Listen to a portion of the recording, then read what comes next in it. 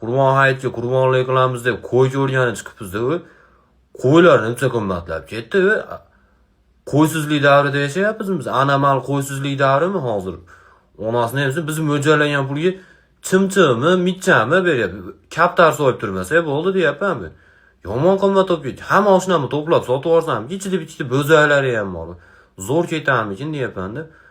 Zottor hech kimga foydasi yo'q. Faqat yeb yotgan, rosa semirganlari bor-da. Nech pul mana qo'ysan 6 million deydi. Egasi kerak emas, bitta o'zini olamiz desam, yo'q, egasiz o'zi 6 million deyapti. Bu qimmat aka, biz ot go'sht chiqamiz ichidan, sen uka olmasangiz bor asabni buzmang. Buni odamlar so'yib tarqatadi. Odamlar yeb, qonni to'yib duo qiladi deya. Fevralgacha qonimiz ochmaydimi 6 millionlik qo'y desak, yo'q. O'lgunimcha duo qassoblar ham yarim puliga so'yaman deyapti. U puliga odam o'ldirishni zakaz qilsa bo'ladi-yu.